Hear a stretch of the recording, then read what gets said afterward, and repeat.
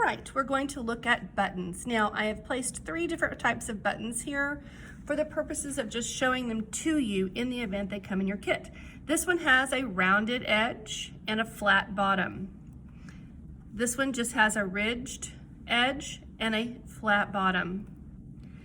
This one is just flat on both sides. Most of the time, you're going to have 4 holes. If you have 2 holes, you're just going to do the same exact stitch like we're doing, but between 2 holes.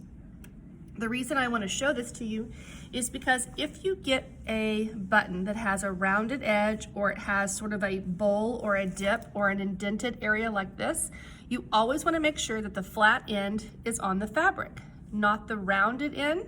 You want the flat end on the fabric. Okay, now earlier we threaded our needle, and I've got my needle ready. I'm gonna get my end all the way down to my knot there, and I'm going to place, let's do the black button. I'm going to place it on my fabric, and I'm going to come up through the bottom. Notice that I have my thumb, it's sort of in the way, so I can find the needle when it comes up. So I'm going to come up through one of the holes, holding my button nice and still. I'm gonna look to see, did it come through? I got a little loop, so I'm gonna pull that through. Not too tight, but tight enough. Keeping a grip on the button and the fabric. I am going to go straight across to the hole directly diagonal to it and go down. Go slow so that you do not create a knot in your stitch. Now, I am going to look again so that I can come right up through that same hole that I went through when I started. And I also want to make sure that I'm as close to that first stitch, and then back down diagonally again through that hole across from it. Again, pulling it very carefully so that you do not create a little loop or a knot. This is our 3rd time, and as you can see, it's stitched across right there, so that's what we want. Go right back up through where we started, pull it through carefully, push it back across diagonally. I'm still holding on to my button.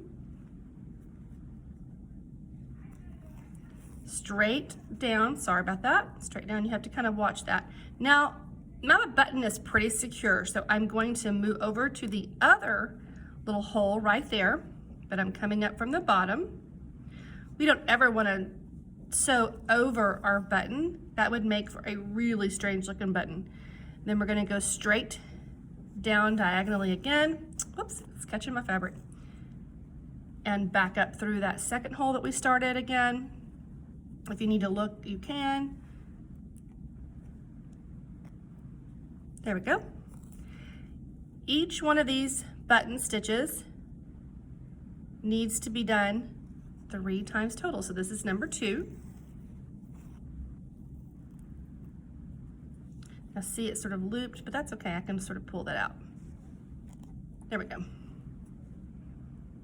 And then last stitch, diagonal across. So it's 3 for the first 2 holes and 3 for the second 2 holes. And then now I'm going to turn it over. And I want you to see when I turn it over that it's not a hot mess. I'm trying to avoid little loops like that, but it is not a rat's nest. So I'm going to take my needle, and I'm just going to pick up that thread very carefully. I do not want to poke it through my fabric, and I'm going to pull it through, and I'm going to, well, it's sort of messy here, but I'm going to loop through and pull very gently. I'm going to do it again. Pick up sort of where I just left off, slowly, slowly, and then loop through that thread and pull. I'm going to go ahead and put my pin in my pin cushion. I'm going to take my scissors and trim off as close to the fabric as possible. I might even decide that I want to trim off that little hairy hair right there. And now I have a nice sewn on button that's in place. You will have a couple of these to practice with on here so that you can get your button expertise down.